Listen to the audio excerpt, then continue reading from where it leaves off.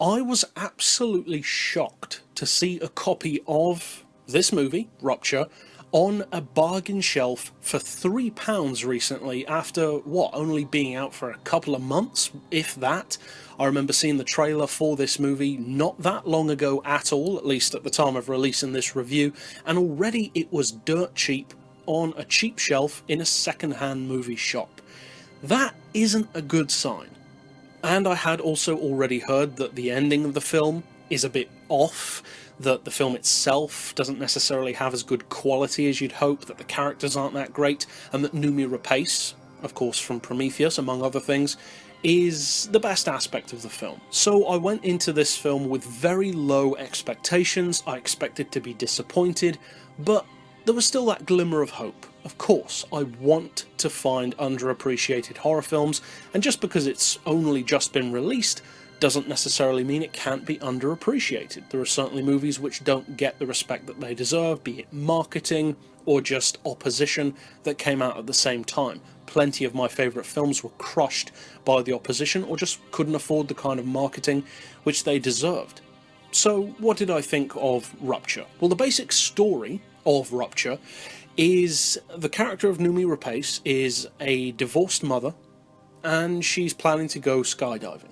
On the way, as you can see from the trailers, if you've watched those, she gets kidnapped, locked in a facility with some other people as well, by some strange people, some people who seem to have a very specific goal and very specific methods of reaching that goal, and that's about where the imagination of this movie ends.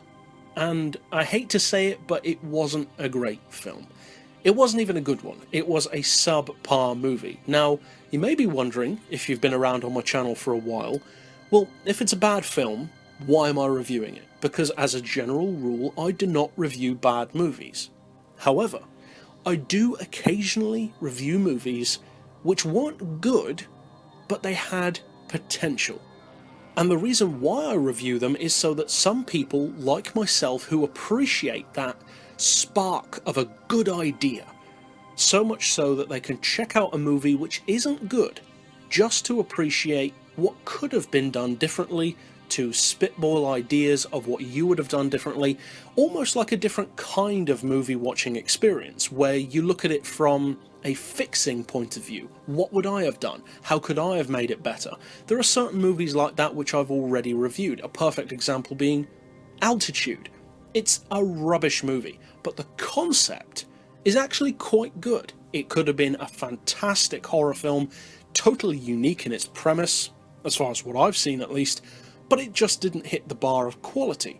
That didn't hurt the concept though, it was still a good idea at heart, and that's why I recommend checking it out. That is kind of the situation with this movie.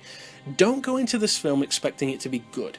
Expect it to be bad, but look for the points that could have worked. That's what I enjoyed doing while watching this film. Now, there are certain things in the movie, don't get me wrong, that I did enjoy, such as Noomi Rapace's performance. She is great in the film, and it's been said that she was better than the film deserved. That's true. She's a lot better. She gives it her all, whereas quite a few other people in the film don't. They feel like, well, stock characters from maybe a TV show or a TV movie, and that's actually, unfortunately, a good way of describing this whole film. It feels very much like what you would think of as a TV movie. Not a Netflix movie or anything like that, but a traditional, say, 90s or early 2000s TV movie that lowered expectations, lower quality, but potentially a cool idea here or there. That's exactly what this film is. And although I don't know for sure, I think that the person who came up with the idea behind this film is probably not the same person who wrote the film, because the concept has a lot of potential, but the way it was carried out left a lot to be desired. Now, the movie did do some things which I liked, as I mentioned.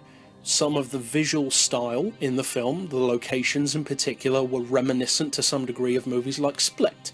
I love Split, as I've mentioned recently on the channel. It's my favourite movie of 2017 so far, at least at the time of releasing this video, and this has visual similarities to that kind of grimy, dusty warehouse location with vents and ducts to go through, with steam and pipes and electrical boxes and all that grimy kind of almost backstreet zombie world medical kind of look to it, and I liked that. At the same time though, there were things visually which I didn't like, such as the colours. It has a tendency towards neon. There's a lot of purples and pinks and orange, that kind of bright colour, which isn't ugly, but it just makes it look a little bit cheaper to me. And without spoiling anything, there is actually a reason for that, which kind of made that a little bit better. Another thing which I did like in the film is that at one point in particular, and I found this to be reminiscent of the recent movie Life, which I also enjoyed very much, and that is that at one point in the film, Noomi Rapace just stops.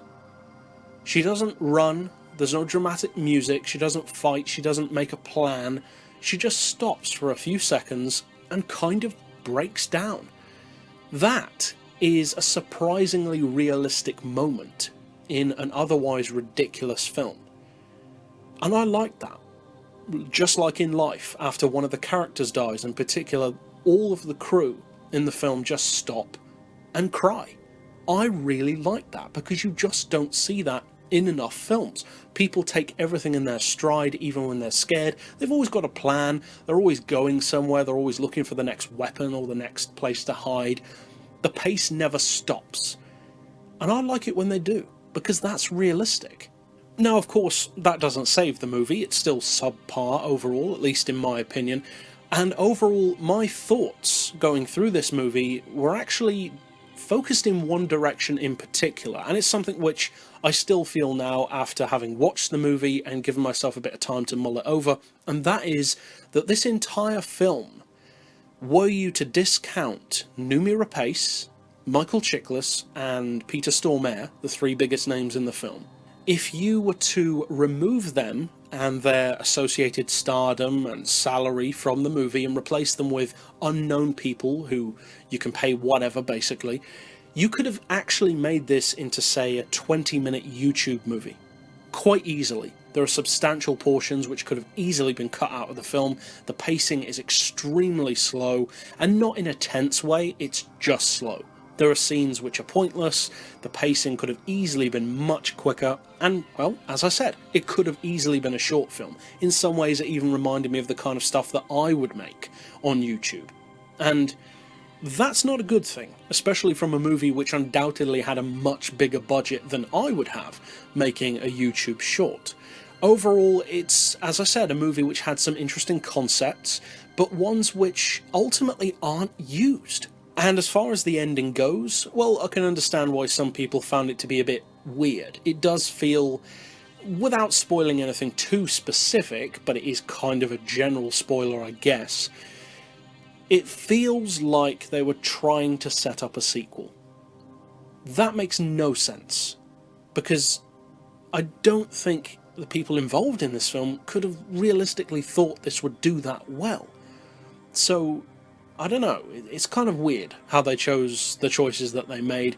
The characters in the film, they have abilities, but they're not really used in any significant way. You don't get really that much of an insight into what they're capable of. Again, all indicating that they wanted to set that up more in a possible sequel, and that just isn't going to happen. If it was a YouTube short, then of course you could have had a sequel. You could have even made it into a series, and to be honest, I think it would have been much better had they done that. It would have been cheaper, it would have been probably more popular, and ultimately, they could have even made more money from it given ad revenue on viral videos. It could have done potentially better on YouTube than as a full-on movie. But of course, that brings us to our individual categories. So first of all, there's the story and the plot. And unsurprisingly, none of these scores are going to be very high. So for the story and plot, I'm giving it a 3 out of 10. That's one of the worst scores I've ever given, because as I mentioned earlier, there are some interesting ideas. The concept of the film is a familiar one to horror fans, again, similar in some ways to Split, and it could have been great. But it wasn't done in that way, so it quite simply wasn't great. So a 3 out of 10, to be honest, is being kind of generous for this movie. As far as the characters, their portrayal, the actors behind them, well, as I already said, you've got 3 primary people in the film who are pretty good. Everyone else feels kind of disposable. People are giving this, I wouldn't call it lazy, but very blank performance, which makes sense sometimes, but sometimes it does feel lazy. And so overall, I'm going to have to give the characters a 4 out of 10. A little bit better than the story, but to be honest, that's mostly because of Noomi Rapace's performance, which is actually pretty good. As far as the visuals, the special effects, I'm going to give it the highest score, 5 out of 10, which, to those who are new to the channel, is my baseline. I start every movie, in every way, with a 5 out of 10 in each category, because 5 to me is what a movie needs to be. If it's higher than 5, then it's good or great, obviously moving up towards 10. If it's lower than a 5, then it's subpar, getting of course worse and worse. So for me, this was middle of the road. The visuals were interesting in some ways, not as good in others. The camera work wasn't bad, but the camera quality wasn't great. So that kind of hindered the visual experience for me. As I already mentioned, I didn't really like the colour choices in the film, but they did serve a purpose in the plot, which kind of excused it for me there. And I have to say, the CGI, although not mind-blowing, was actually not bad. It was interesting to look at, it kept your attention on the screen when it did happen, it just didn't happen as often as I wanted it to. So overall for me, it's a 5 out of 10. There were some interesting things, some surprisingly decent things, but also some subpar things. As far as the music, soundtrack, the audio of the film in general, again, I'm going to give it that highest score of the bunch of an equal 5, just like with the visuals, because again, it was what it needed to be. It wasn't outstandingly good or outstandingly bad. Most of the time you don't really notice the music that much. There was one point in particular on a roof scene, or a scene where you overlook a roof, where the music is more noticeable, and it was interesting.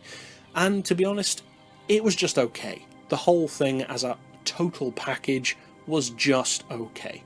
And finally, of course, that brings us to the most personal of categories, the rewatchability factor, the entertainment, that kind of stuff. And for that, I'm going to give Rupture a 4, because it has some interesting concepts, some interesting methods used, some interesting scenes, which I enjoyed to more or less of a degree, but to me it felt like one of those exact occasions where you have a potentially great concept that just wasn't carried out in the best way. And it's not about budget. You can make a great movie on a low budget. The budget had nothing to do with it. It's more about storytelling. And this movie just kind of wasted the potential that it had. So overall, it's not awful. There are definitely worse films out there, and I would recommend it just to appreciate those certain things. The occasional music, the occasional CGI, the occasional acting performance, and the overall concept I think are enough to recommend checking it out at least once. If you see the movie cheap or have the opportunity to check it out, then do so, but don't necessarily spend considerable amounts of money seeking it out. And so, overall, that means that if you tabulate our 5 categories all together to get our total score, I'm giving Rupture a 2.1 out of 5, which I believe is now the lowest score of any movie which I've reviewed so far. I believe the next closest was Altitude, which I mentioned earlier. I think I gave that movie a 2.3 or something like that, so they're similar in that regard. Overall, as I said, check it out if you get the chance, but don't waste time specifically seeking it out or spending vast amounts of money to get a hold of it. But overall, that's it for this particular review. I'll see you guys next time, and as always, thanks for watching.